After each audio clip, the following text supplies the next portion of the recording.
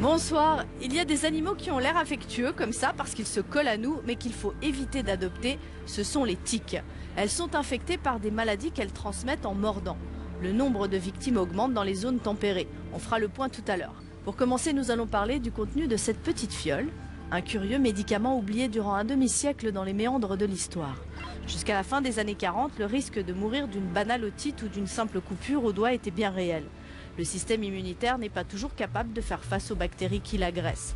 La découverte puis la généralisation des antibiotiques a tout changé et permis de sauver des millions de vies. Mais on le sait, les bactéries deviennent de plus en plus résistantes, à tel point que la protection fournie par les antibiotiques pourrait bientôt faire figure de parenthèse dans l'histoire de la médecine.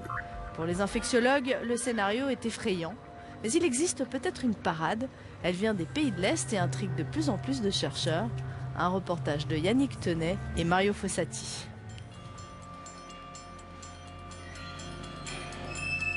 Dans les années 20, des biologistes et des médecins ont développé un antibactérien naturel. Puis, la méthode est tombée dans l'oubli, effacée par l'arrivée des antibiotiques. Pourtant, ce savoir a survécu, à l'Est, dissimulé derrière le rideau de fer, protégé par Staline et par les dirigeants qui l'ont suivi à la tête de l'URSS. Aujourd'hui, la guerre froide est finie. Mais c'est à une toute autre guerre que cette méthode de soins pourrait participer. Celle qui oppose l'homme aux bactéries. Dans tous les hôpitaux de la planète, le constat est le même. De plus en plus de patients sont porteurs de germes face auxquels la médecine est devenue impuissante. Maintenant, on arrive un petit peu au bout du tunnel, puisqu'il y a des bactéries qui sont résistantes à l'immense majorité des antibiotiques qu'on connaît, d'une part, et d'autre part, le pharma produit beaucoup moins de nouvelles molécules. Puis quand on fait des statistiques, on s'aperçoit que, globalement, les souches deviennent de plus en plus résistantes. Donc on va avoir besoin de trouver des alternatives, soit de nouveaux antibiotiques, soit alors de trouver de nouvelles méthodes de traitement qui permettent de compléter cette absence relative d'antibiotiques.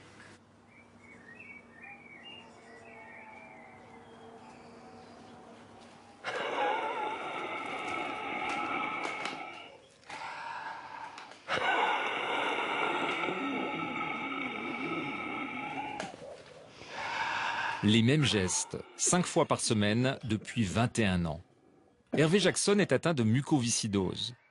Le mucus qui envahit ses poumons l'empêche de respirer et génère une infection respiratoire chronique. Il y a encore 4 ans, il n'aurait pas eu la force de témoigner.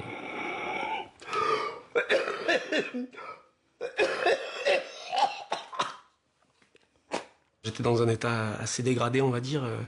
Ma journée se résumait à aller du lit au canapé, du canapé au lit. Je crachais énormément. Je crachais l'équivalent d'un gobelet plein par jour. Aujourd'hui, je crache 4 à 5 fois moins. J'avais aucune vie sociale, je pouvais pas trop sortir. On va dire que j'étais soumis aussi à de très nombreuses cures d'antibiotiques intraveineuses, avec des très fortes doses d'antibiotiques et tous les effets secondaires qui existent. Et en plus de ça, avec mes résistances bactériennes, ça n'avait quasiment aucun effet. Donc j'étais entre guillemets en impasse thérapeutique. Et voilà quoi, mon état pulmonaire se dégradait de mois en mois, donc j'étais vraiment pas bien quoi. On va dire que c'était pas l'avenir, ça s'annonçait plutôt sombre. Sombre jusqu'en 2009. Contre l'avis de ses médecins, Hervé essaie alors un autre traitement, inconnu en Europe. Qu'est-ce qu'il y a dans cette fiole? Alors c'est un cocktail de bactériophages pour traiter mon infection bactérienne pulmonaire. Mais quel est le principe? Ça fonctionne comment? Donc en fait, ce sont des virus qui viennent attaquer les bactéries dans mes poumons et qui se multiplient à l'intérieur de cette bactérie, qui la font exploser et qui se répandent autour et attaquent les autres bactéries, et ainsi de suite, quoi. L'environnement est le théâtre d'une lutte permanente. Un combat entre les bactéries et les virus. Sans ces virus, la Terre serait probablement couverte d'une épaisse couche de bactéries. Ces virus, inoffensifs pour l'homme, s'appellent les bactériophages. À l'université de Genève, on enseigne aux futurs pharmaciens à capturer ces virus. Nul besoin d'aller loin. Une rivière, l'Arve, coule devant le bâtiment universitaire. Une rivière bien trouble, comme les aiment les bactéries et les phages. Les phages, c'est des virus qui sont spécifiques pour une bactérie donnée. Alors le phage, pour infecter la bactérie, qu'est-ce qu'il fait? Première étape, c'est de trouver des récepteurs sur la bactérie. On appelle ça l'absorption. C'est une étape qui est essentielle pour l'infection de la bactérie. Une fois arrimé au récepteur, le phage injecte ses gènes à l'intérieur de la bactérie et en prend le contrôle. Il va ainsi la transformer en une sorte de photocopieuse à virus. En quelques minutes, une centaine de nouveaux bactériophages sont ainsi produits.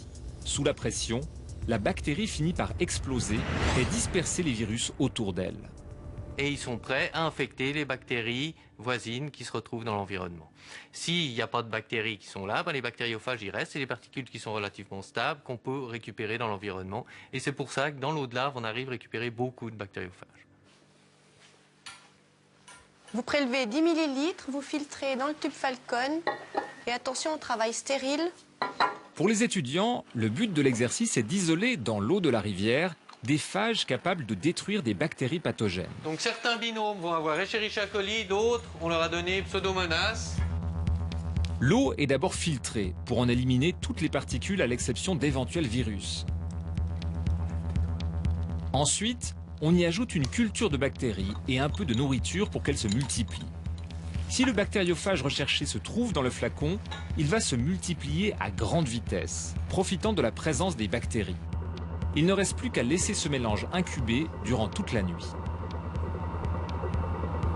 Dans cet exemple filmé en accéléré durant 12 heures, chaque tache transparente qui apparaît indique que des bactéries sont en train d'être détruites par des virus. Plus le temps s'écoule, plus cette destruction progresse.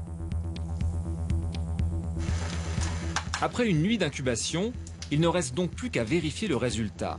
Une goutte du mélange est déposée sur une culture de bactéries. Ensuite, on attend quelques heures et on rend les travaux aux étudiants. Exercice réussi. Ils viennent d'isoler des médicaments capables de traiter une gastro-entérite ou une plaie infectée. Quand les étudiants en pharmacie font ce genre d'expérience, c'est un peu pour leur montrer que probablement dans quelques années, dans leur officine, ils vendront des petites fioles qui contiennent des cocktails de bactériophages et qui pourront être utilisés pour traiter des infections.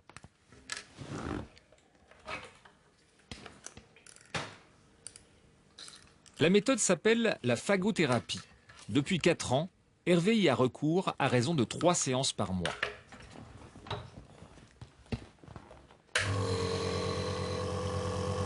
Ces virus, il est allé les chercher à plus de 4000 km de chez lui, en Géorgie. Et comment vous avez eu connaissance alors de la phagothérapie? En fait, c'est en voyant un reportage à la télévision, tout simplement, sur un Américain qui avait une plaie au genou et qui partait en Géorgie se faire soigner et qui repartait en marchant. Sur ce, j'ai pris la décision de prendre contact avec la Géorgie et d'essayer de voir s'il y avait quelque chose à faire pour mon cas, quoi. La Géorgie, un pays situé entre la Russie et la Turquie, bordé par la mer Noire et par le Caucase. C'est à Tbilissi, sa capitale, qu'Hervé s'est rendu en février 2009. Du temps de l'URSS, la petite république était surtout connue pour avoir vu naître Staline, mais également pour la qualité de ses vins et pour la douceur de ses stations balnéaires où se rendaient les cadres du parti. L'histoire a failli oublier que c'est à Tbilissi qu'en 1923 a été créé l'Institut Eliava, du nom de son fondateur, Georges Eliava, un microbiologiste convaincu du potentiel thérapeutique des phages. Le lieu a survécu à 9 décennies d'une histoire mouvementée. Et s'il emporte les cicatrices, il témoigne aussi de l'âge d'or de la phagothérapie, entre la fin des années 20 et la Seconde Guerre mondiale.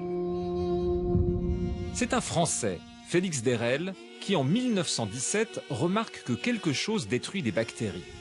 À l'époque, les microscopes ne permettent pas de voir les virus. Mais peu importe, le chercheur a une intuition et il lui donne un nom, le bactériophage. C'est quelqu'un qui était extrêmement curieux, très intuitif et qui a eu cette, je dirais, cette espèce de révélation géniale quand il a découvert le bactériophage et ce principe. Derel développe alors une méthode de soins et part l'enseigner à travers le monde. Notamment en Géorgie, à l'Institut Eliava, où il séjournera 2 ans. Dans les années 20 et 30, des labos pharmaceutiques commencent à produire des millions d'ampoules de phages. Mais cet essor connaîtra un arrêt brutal avec la découverte des antibiotiques. Les firmes qui, à l'époque, fabriquaient des bactériophages thérapeutiques n'avaient pas un contrôle que l'on connaît aujourd'hui extrêmement précis sur l'activité de ce qu'ils fabriquaient. On s'amusait à traiter tout et n'importe quoi à l'époque avec des bactériophages qui apparaissaient comme miraculeux. Donc il y a eu des erreurs de fait. Et puis, surtout, je pense que les antibiotiques arrivant dans les années 40 et juste après la Deuxième Guerre mondiale ont permis d'avoir un usage extrêmement facile des traitements anti-infectieux. La fin de la Seconde Guerre mondiale marque l'abandon de la phagothérapie. Mais pas partout. En 1945, le monde est coupé en deux et les histoires se séparent, y compris dans le domaine médical. À l'Est, l'Institut Eliava est maintenu et devient le centre de production des bactériophages pour toute l'Union soviétique. Ici, les antibiotiques sont arrivés vers les années 50. Donc, entre-temps, la recherche sur les phages et la production de phages était devenue florissante. L'Union soviétique était un pays plutôt étrange. Tout venait d'en haut. Les dirigeants du système soviétique ont donc compris que les phages étaient bons. Et l'armée soviétique, durant les années 60, 70 et 80, a toujours employé les phages dans un but prophylactique. Les phages ont parfaitement fonctionné à cette époque-là. Ils ont fait baisser le risque de tomber malade pour une multitude de personnes par ici.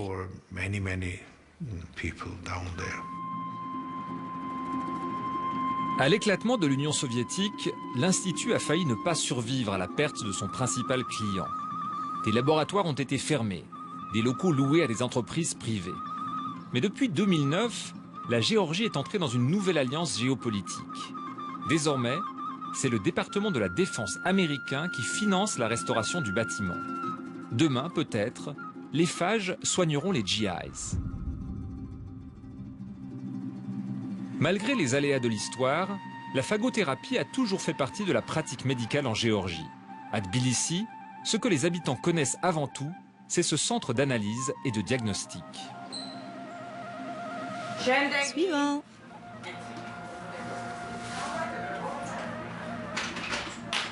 Approchez-vous, asseyez-vous ici.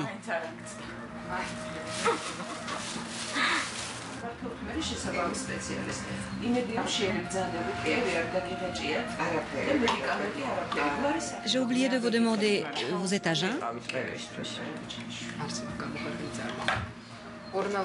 Est-ce que le traitement va avoir un impact sur l'enfant? Quand on allait, normalement, on déconseille de prendre des antibiotiques. Ça m'inquiète. En fait, ça dépend de quelles bactéries on va trouver. Il y a certaines bactéries contre lesquelles il faut prendre des antibiotiques, ça dépend. Mais si vous n'avez pas de contre-indication, je vous conseillerais de commencer avec les phages. Ils sont moins dangereux.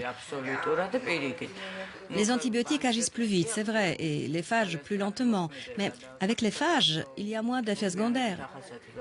C'est pour cette raison que, comme vous allaitez, je vous conseille d'essayer d'abord avec les phages.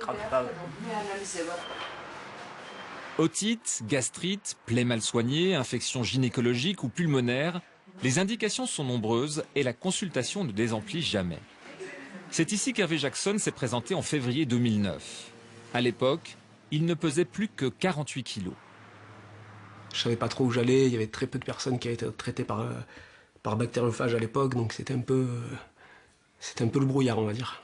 La prise en charge a été plutôt bonne, et le traitement a commencé, disons, 3 jours après. Voilà. 3 jours, c'est le délai nécessaire pour poser le diagnostic et déterminer le traitement approprié. La première étape consiste à mettre en culture les bactéries prélevées sur le patient. Il s'agit d'identifier la responsable de l'infection. Jusque-là, rien ne diffère de ce que l'on pratique ailleurs dans le monde. L'originalité de la méthode vient ensuite. Conserver dans de simples réfrigérateurs la collection de l'Institut, son trésor. 15 000 bactériophages différents.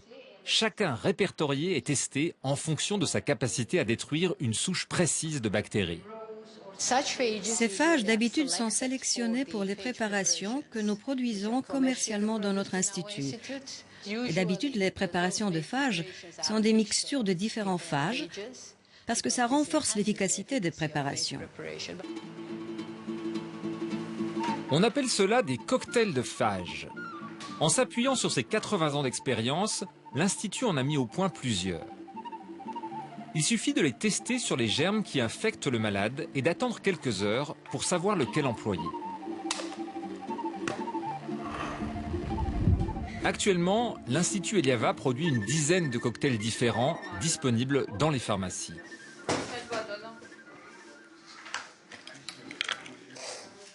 Prenez-les matin et soir. Vous en avez pour 5 jours. À la différence des antibiotiques, les phages détruisent uniquement les mauvaises bactéries qui sont dans notre organisme. Ils préservent les bonnes. Les antibiotiques, eux, ne font pas la différence entre les bonnes et les mauvaises bactéries. De ce point de vue, il me semble que les phages présentent un net avantage.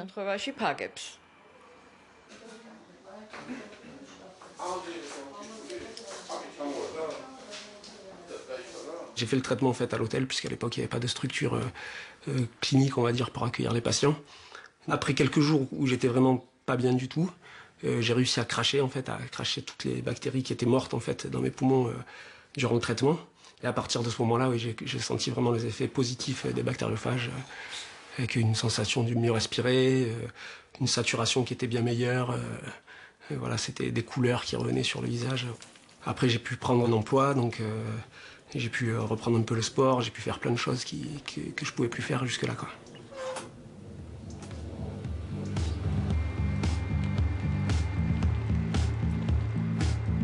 Ça m'a vraiment donné un second souffle, ça, y a aucun doute, quoi.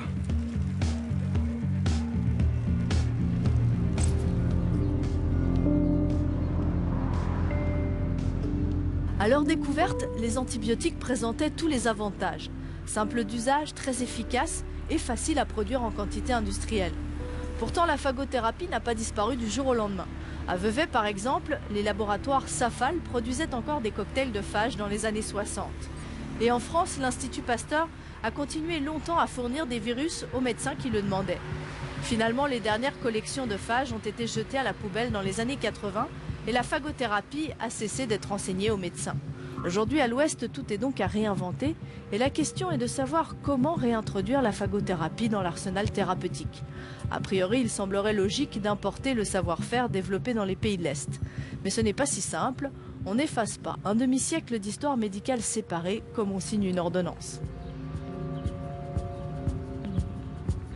Longtemps, les bactériophages n'ont été qu'une hypothèse. Aucun microscope n'était assez puissant pour permettre de les voir et donc de vérifier leur existence. C'est l'arrivée du microscope électronique à la fin des années 40 qui a permis de lever le doute.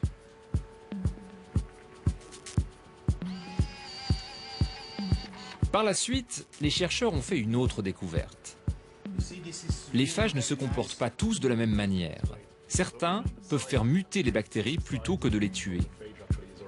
Il y a deux types de phages. Il y a les phages lytiques qui détruisent donc les bactéries, et les bactériophages tempérés qui vont pouvoir s'intégrer dans le génome de la bactérie et puis leur apporter des nouvelles caractéristiques et finalement ne pas vraiment les détruire. Alors le mauvais scénario, ce serait qu'on ait un bactériophage comme dans la nature qui peut s'intégrer dans le génome d'une bactérie et qui va lui conférer une nouvelle virulence X. La crainte de ce mauvais scénario explique en partie pourquoi à l'Ouest on hésite à employer la phagothérapie. Alain Dublanchet a pourtant franchi le pas en 2001.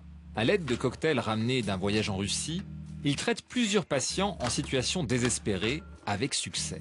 Pourtant, la plupart de ses confrères le traitent d'inconscient. Les phages font peur. Ils ont une connotation aujourd'hui dans les nouvelles générations de vecteurs de gènes, c'est-à-dire ils sont utilisés comme ça dans les laboratoires et ce qu'on me dit, mais attention, tu es très dangereux dans ce que tu fais, tu vas vectoriser des gènes dangereux de virulence, de résistance, etc., etc.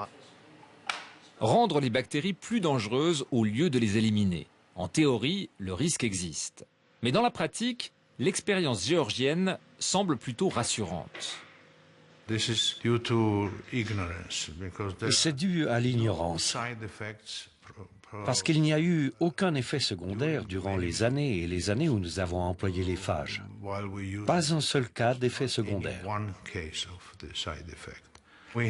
Nous avons l'expérience d'avoir soigné et sauvé des millions de personnes durant ces années.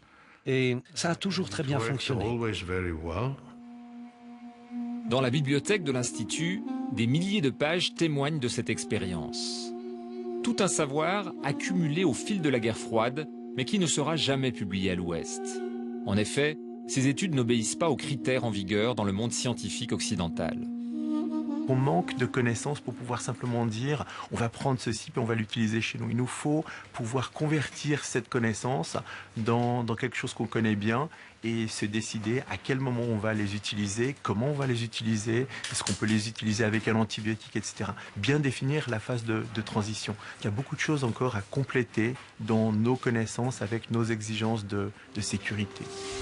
Une des premières études cliniques réalisées selon des critères occidentaux vient d'être lancée à Lausanne.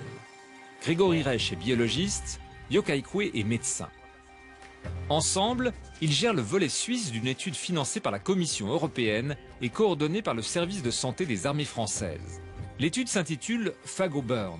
Son but, employer la phagothérapie pour soigner les grands brûlés. Si on regarde l'historique de la prise en charge des grands brûlés, au début, ces patients ils mouraient de déshydratation, si on veut, puisqu'ils avaient perdu la peau, ils suintaient et tout le liquide sortait de leur corps et sortait de la circulation. Et puis, en fait, ils mouraient en état de choc. Maintenant, c'est très bien réanimer ces patients. Donc, dans la phase initiale, on leur donne énormément de liquide. Et avec ça, ils passent, en fait, ce premier cap. Passé ce premier cap, vient la reconstruction de la peau. Un travail lent et délicat, effectué au rythme des cultures de cellules et des poses de greffe. Des mois durant lesquels le patient est extrêmement vulnérable. Le patient est en fait sans barrière. Il y a grand risque d'attraper en fait les microbes qui se trouvent dans l'environnement hospitalier, ce qui veut dire qu'il risque d'avoir des microbes qui sont de plus en plus résistants. En plus, pour traiter les infections qu'il a, on utilise des antibiotiques et plus le temps passe, plus ces bactéries deviennent résistantes aux antibiotiques. Donc il peut arriver parfois que les patients meurent d'infection à des bactéries qui sont multirésistantes après un séjour de plusieurs mois dans un centre spécialisé pour traitement des grands brûlés. Pour cette étude, les bactériophages viendront d'un laboratoire français. Et avant toute chose, le génome des virus sera entièrement séquencé afin de s'assurer qu'aucun gène dangereux ne puisse être transmis aux bactéries. Une précaution jugée indispensable. Au niveau de la préparation des bactériophages, il faut que ce soit vraiment fait dans les standards occidentaux, ce qui n'est pas fait actuellement en Géorgie. C'est pour ce genre de raisons que nous faisons ce genre de projet pour vraiment valider la phagothérapie avec nos standards occidentaux. Les résultats de cette étude ne sont pas attendus avant 2 ou 3 ans. Un temps sans doute nécessaire pour que l'on puisse adopter la phagothérapie en toute sécurité. Mais pour de nombreux patients, ce délai est tout simplement trop long. Chaque année en Europe, on estime à 25 000 le nombre de personnes qui décèdent d'une infection résistante aux antibiotiques. Jérôme Larcher dirige le service de réanimation de l'hôpital de Narbonne. Il préside aussi Phage Espoir, une association qui se bat pour développer l'usage de la phagothérapie. Jérôme est le frère d'Hervé. Il l'a accompagné lors de son voyage en Géorgie pour le soutenir et s'assurer qu'il soit bien pris en charge. À son retour, il a décidé de ne pas en rester à cette seule expérience. Surtout ce qui manque aujourd'hui, c'est un encadrement médical, un encadrement éthique de l'utilisation de ces bactériophages pour que ce soit fait en milieu hospitalier de manière complètement transparente, aussi bien vis-à-vis des patients que vis-à-vis des autorités sanitaires. Et aujourd'hui, on n'a pas les conditions pour le faire de manière suffisamment bonne. Donc notre travail et notre plaidoyer, c'est vraiment de pousser à ça, c'est-à-dire on ne veut pas faire de phagothérapie dans la cave, on veut en faire dans les lits, à l'hôpital, au vu et au su de tous, pour les patients.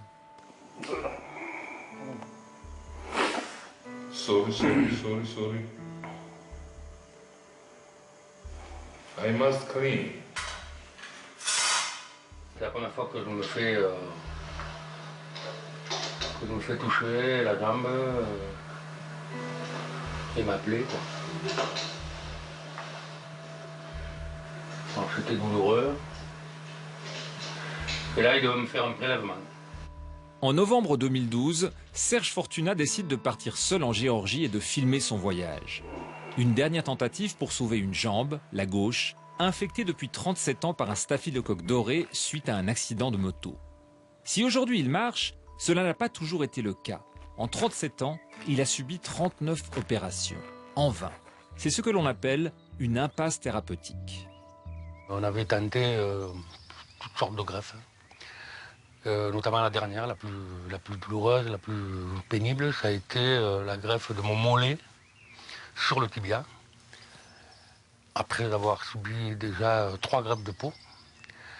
Et là, cette greffe-là a échoué encore une fois. Et quand j'ai vu cette mutilation, parce que là c'était vraiment une grosse mutilation, quand j'ai vu partir mon mollet à la poubelle, quoi, et qu'on m'a dit qu'il fallait peut-être encore une fois tenter de greffer le dorsal, là j'ai complètement refusé, quoi. Je ne voulais pas être plus handicapé que ce que j'étais à ce moment-là, quoi. C'est vous qui avez demandé l'amputation? Oui. Oui, parce que je me suis dit que à 55 ans, bon, après avoir passé la moitié de mon existence à m'occuper de cette jambe, pour moi la seule solution c'était de m'en débarrasser une bonne fois pour toutes. Là où j'en étais, de toute façon, j'aurais fait n'importe quoi. Quelques semaines avant l'amputation, un ami lui signale un documentaire sur la Géorgie. Il le visionne plusieurs fois, fait quelques recherches sur Internet et quitte Avignon pour Tbilissi. C'était le grand saut. J'avais une adresse dans la poche, une seule adresse, et puis un article du Monde où on parlait de la phagothérapie, et où il y avait une photo du docteur Dublanchet. Voilà, j'avais que ça, quoi. L'adresse est celle d'un petit cabinet médical privé. Il n'a pas de rendez-vous. Peu importe. Pour 2000 $, on accepte de le prendre en charge. Le traitement doit durer 20 jours. Donc on avait commencé les pansements tous les 2 jours. Et à partir de ce moment-là, presque, j'ai pu constater quasiment à vue d'œil, quoi, cette plaie qui se refermait, quoi. J'avais presque du mal à y croire.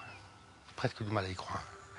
Et au bout du 20e jour, quoi, la plaie était quasiment fermée.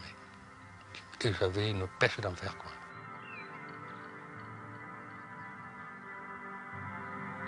En réalité, aujourd'hui, je suis guéri momentanément, on va dire. Je n'ai plus d'infection.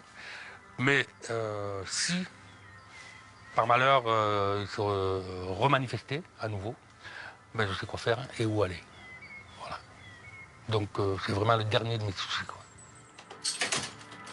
Guéri, mais en colère. Serge Fortuna ne comprend pas pourquoi aucun médecin ne lui a jamais parlé de la phagothérapie. Alors, depuis son retour en France, il tente de faire passer un message à ceux qui sont dans la même situation que celle où il était il y a 1 an. Il existe une petite porte dans le mur de l'impasse thérapeutique. Pour l'instant, elle mène en Géorgie. Il y a quand même 90 ans d'utilisation dans les pays d'Europe de l'Est. J'ose à penser que si vraiment ça posait des soucis énormes ou une inefficacité systématique, il ne l'aurait pas poursuivi. Maintenant, pour les patients pour lesquels il n'y a plus rien à faire, tentons-le. Alors après, on peut toujours se faire peur, mais sauf que les gens continuent d'être infectés, continuent de mourir, et qu'on ne leur apporte pas des solutions thérapeutiques. Moi, je crois qu'il faut aller de l'avant. Si après évaluation, ça ne marchait pas, eh ben, on se rabattra sur d'autres pistes. Mais aujourd'hui, compte tenu de toutes les données à disposition, ne pas en tenir compte, c'est ça le vrai problème.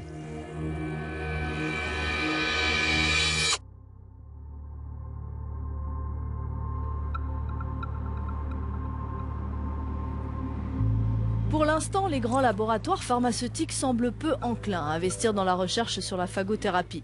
Premièrement, le modèle économique est incertain. Les phages sont des entités biologiques présentes naturellement dans l'environnement et donc difficiles à protéger par un brevet. En d'autres termes, ils appartiennent à tout le monde et dans la logique de l'industrie, ce qu'on ne peut pas s'approprier n'a pas tellement d'intérêt. Deuxièmement, nous n'avons pas une image très positive des virus. Concrètement, ça signifie que l'avenir de la phagothérapie va dépendre de la capacité des patients et des médecins à convaincre les autorités sanitaires de consacrer des fonds à cette alternative aux antibiotiques. La guerre froide, c'est du passé.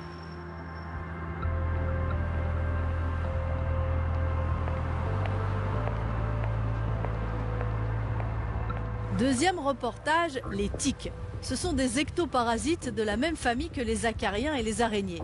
Ce n'est pas parce qu'elles ont un aspect, disons, peu ragoûtant qu'il faut s'en méfier, c'est parce qu'elles sont porteuses de germes qui peuvent provoquer des maladies très graves chez les personnes infectées. En Suisse, les 2 principales infections transmises par les tiques sont l'encéphalite à tiques et la maladie de Lyme ou borréliose. L'une est due à un virus, l'autre à une bactérie. Lison Méric et Bronwen Collet ont arpenté les sous-bois, rencontré des spécialistes, des patients et même les bestioles en question.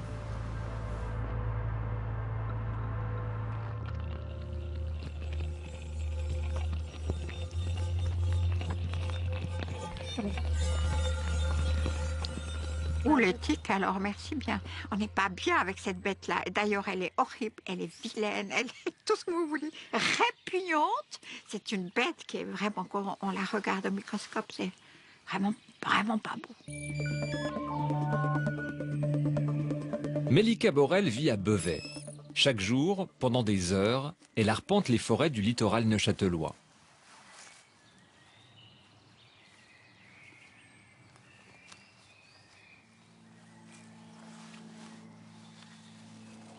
C'est ma maison, oui, c'est mon univers, oui. Je vais pour les arbres, pour mon bien-être, et puis ma passion, qui est ma passion des champignons. Et je suis très surprise parce que les tiques, elles aiment aussi les champignons. Chaque fois que je nettoie mon panier le soir, qu'est-ce que je vois dans le panier? Des tiques sur mes champignons. On connaît peu les tiques qui habitent silencieusement nos forêts. Que ce soit sur un champignon ou une feuille, l'activité principale d'une tique est d'attendre. Les apprentis bûcherons de l'arc jurassien rencontrent Lise Guern, spécialiste des tiques à l'université de Neuchâtel. Elle les rend attentifs à ces bêtes qu'ils côtoient quotidiennement. Alors aujourd'hui, je vais vous parler des tiques et je vais essayer de vous donner quelques informations qui pourront vous être utiles au cours de votre vie de bûcheron. Peut-être que vous le savez déjà, mais les tiques ne tombent pas des arbres. Si vous marchez au milieu du chemin, ici, vous ne risquez absolument rien du tout, même si vous avez des arbres au-dessus de vous. Les tiques, elles nous attendent ici, dans la végétation basse, sur les buissons ou les petites herbes. Donc, quand la tique arrive pour nous piquer, elle va utiliser ses cisailles pour, d'abord, gratter notre peau, faire un trou dans la peau. Elle va excaver, en quelque sorte. Et ensuite, elle va introduire cette partie-là qui s'appelle l'hypostome. Et cette partie, vous vous rendez bien compte que c'est difficile d'enlever la tique parce qu'avec tous ces harpons, c'est ça qui va faire que la tique va rester bien crochée dans notre peau.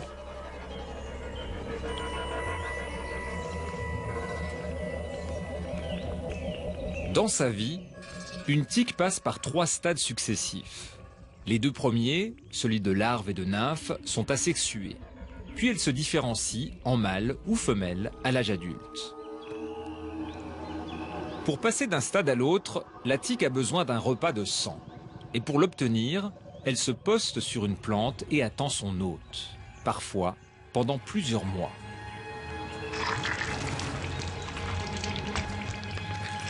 Après chaque repas, la tique se laisse tomber à terre. Elle mue et l'attente recommence. Au stade adulte, la femelle a besoin de trouver l'énergie nécessaire pour fabriquer ses œufs. Son dernier repas de sang dure plus d'1 semaine. Puis elle se laisse tomber au sol et pond des milliers d'œufs avant de mourir. Et le cycle recommence.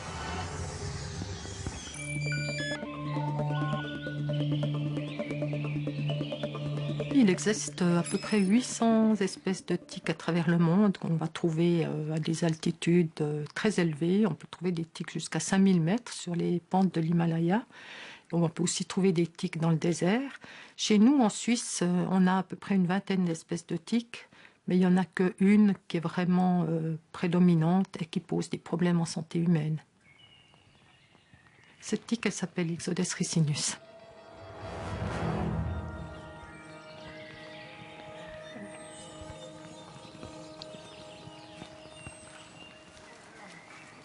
Les tiques, elles sont actives de février-mars jusqu'à octobre-novembre.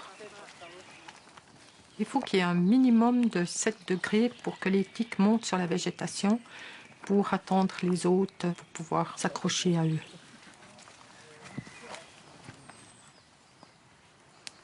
Pour ramasser les tiques, j'ai besoin d'un drap, éponge, parce que ça va rappeler un peu la fourrure. Donc je vais traîner le drap sur la végétation et puis tous les 10 mètres, je vais le retourner et compter toutes les tiques qui se trouvent dessus. Sous l'effet du réchauffement climatique, les tiques ont nettement étendu leur territoire. On les trouve dans toutes les forêts de Suisse, jusqu'à plus de 1000 mètres d'altitude. Vous voyez ici, on a trouvé quelques tiques.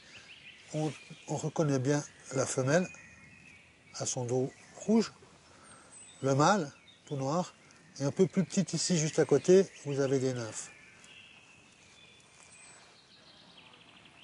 Ce jour-là, en quelques mètres à peine, la récolte est fructueuse.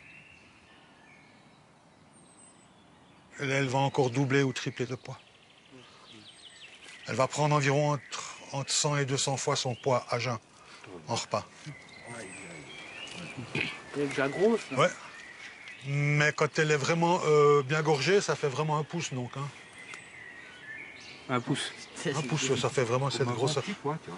J'ai jamais vu rien autant gros. Est-ce que vous avez peur des tiques? Non. Ça fait partie de votre quotidien?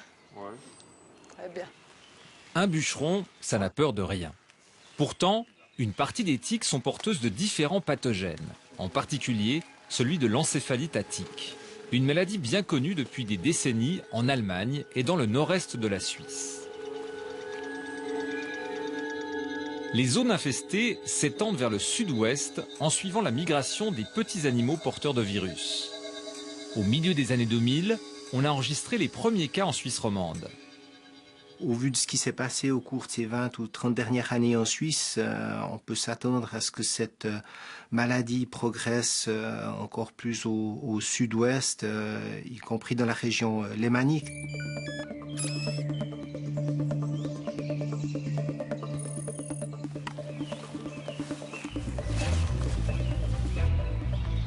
Alain Cometa a soigné les premiers cas romans d'encéphalite à tiques. Cette maladie s'est déclarée au pied du Jura, dans la région d'Yverdon.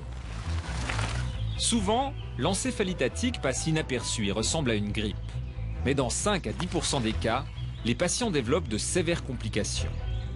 Malheureusement, pour l'encéphalite à tiques, il s'agit d'un virus, il n'y a pas de traitement. Alors à partir de ce moment, il faut suivre les patients. S'ils ont des complications respiratoires, on va bien sûr les aider au niveau respiratoire, avec des machines en soins intensifs, avec un soutien ventilatoire. C'est quand même relativement rare. Et souvent, s'il s'agit d'une méningite, le patient guérit.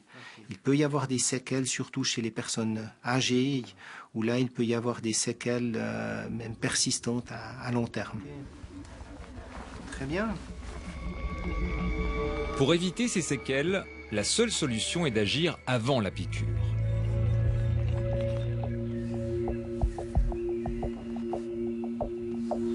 Dans les zones à risque, on conseille le vaccin à ceux qui travaillent ou se promènent en forêt.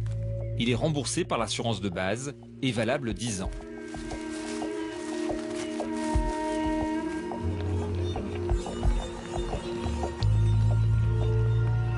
Une autre maladie, transmise par ces mêmes tiques, est présente partout en Suisse, la borréliose, ou maladie de Lyme. Son nom vient de la ville américaine où elle a été identifiée. En moyenne, une tique sur 4 est infectée. Norbert Satz est l'un des très rares médecins spécialistes de cette maladie en Suisse. Si on compare avec le nombre de piqûres de tiques, une petite partie des personnes vont contracter une borréliose de Lyme. Mais globalement, et parce qu'il y a tellement de piqûres de tiques chaque année en Suisse, on estime qu'il y a environ entre 5 000 et 8 000, voire même 10 000 personnes qui peuvent contracter la maladie par année. Gwendoline n'a que 21 ans et pourtant déjà des années de souffrance derrière elle. Origine probable de ces douleurs, un camp passé dans la nature près de Neuchâtel à l'âge de 10 ans.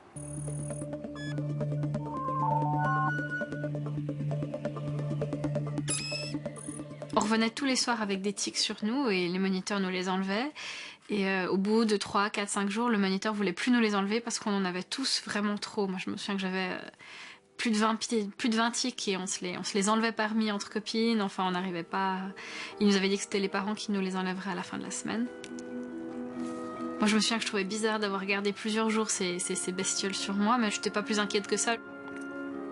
Il y a 10 ans, quand Gwendoline rentre chez elle, on connaissait encore mal la maladie de Lyme. On ne savait pas que si chaque tique avait été retiré tout de suite, Gwendoline n'aurait tout simplement pas été infectée. La maladie est causée par une bactérie logée dans les intestins de la tique. La transmission à l'hôte prend du temps.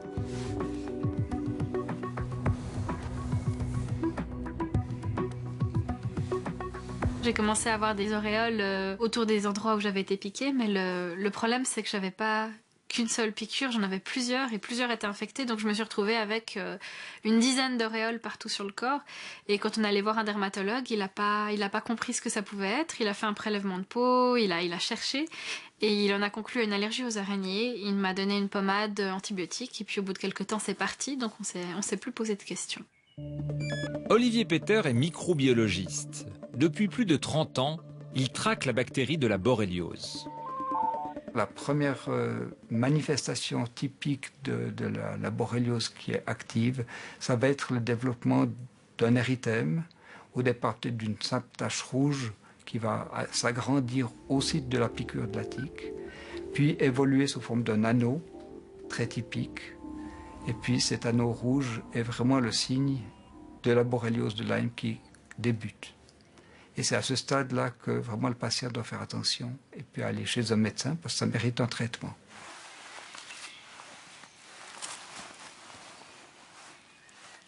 Chaque année, je suis infectée. Chaque année, hein, parce que quelquefois j'en ai 10, 12 sur moi le soir quand je rentre. Ma dernière piqûre date du mois de mars. Donc une piqûre qui était infectée, donc avec l'auréole. Alors là, j'ai pris des antibiotiques tout de suite et puis ça a disparu. L'érythème migrant signale le premier stade de la maladie de Lyme. Mais il n'est pas toujours visible. Sans traitement, la maladie passe au deuxième stade. Elle présente alors des symptômes très éclectiques. Fièvre, nausées, fatigue, maux de tête, douleurs musculaires et articulaires, vertiges, perte de mémoire et même troubles cardiaques. Damien a été victime d'une neuroborréliose. C'est le nom donné à la maladie de Lyme quand elle s'attaque au système nerveux central. J'avais à peu près 14-15 ans. J'ai jamais vu la tique en fait. Jamais eu de piqûre visible qui m'a mis la puce à l'oreille. Mais en fait ça a commencé... C'était une période où je me sentais un peu fatigué, où j'avais des maux de tête et je me suis pas forcément alarmé parce que c'est des symptômes assez courants, disons. Je m'étais réveillé un jour avec la moitié du visage paralysé, ce qui est déjà plus significatif. Par précaution, le médecin effectue un test sérologique et trouve effectivement des anticorps contre la borréliose. J'ai été hospitalisé pendant 3 jours en fait au cantonal à Fribourg et on m'a fait toute une batterie de tests quand je suis arrivé pour confirmer le diagnostic de la maladie de Lyme. On m'a fait aussi une ponction lombaire et un électrocardiogramme, quelque chose comme ça. Et en fait on m'a détecté à ce moment-là un début de méningite et ça a fait ils m'ont dit que justement c'était bien d'être venu à temps pour prendre la maladie à temps, qu'il n'aurait pas fallu attendre beaucoup plus que ça. Unique solution pour guérir Damien, un traitement antibiotique en intraveineuse, tous les jours pendant 1 mois. C'était il y a presque 10 ans, je crois que c'était en 2003, 2004. Et depuis? Alors depuis, aucun symptôme particulier, il ne me semble pas avoir fait de rechute spécialement liée à cette maladie, en tout cas j'ai pas l'impression. La borréliose est une bactérie, elle est très sensible aux antibiotiques que l'on a sur le marché et on a plusieurs antibiotiques disponibles et qui sont tout à fait efficaces contre la borrelia. En fonction de l'affection dont vous souffrez, vous allez avoir une durée de 10 à 21, voire 28 jours de traitement antibiotique. Et puis le type d'antibiotique, cela peut être des traitements par voie orale, mais ça peut être parfois des traitements par voie intraveineuse, en particulier quand vous avez des complications neurologiques sévères. En laboratoire, les Borrelia sont effectivement très sensibles aux antibiotiques. Mais disséminées dans un corps humain, elles pourraient être plus difficiles à tuer. Il doit y avoir quelque chose de très particulier avec ces bactéries. Parce que si on compare à d'autres infections bactériennes où il y a des milliers ou des millions de bactéries présentes dans une région du corps qui est atteinte par ces bactéries, ici les Borrelia, c'est quelques centaines à peine ou quelques milliers qui sont là et qui provoquent des symptômes comme très très importants. C'est encore une bactérie justement relativement nouvelle, finalement 30 ans, c'est pas beaucoup pour une bactérie comme celle-là. Et on doit vraiment rester attentif parce que je pense qu'on n'a pas encore tout découvert avec cette bactérie.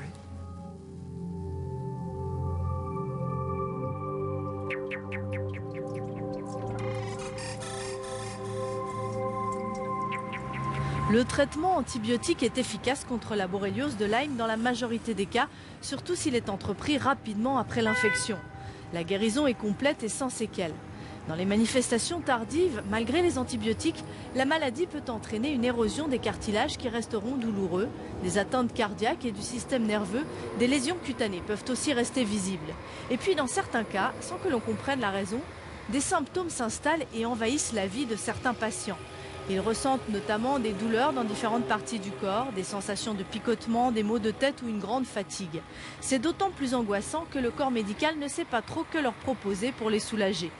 Dans de nombreux pays, ils se sont donc constitués en association et réclament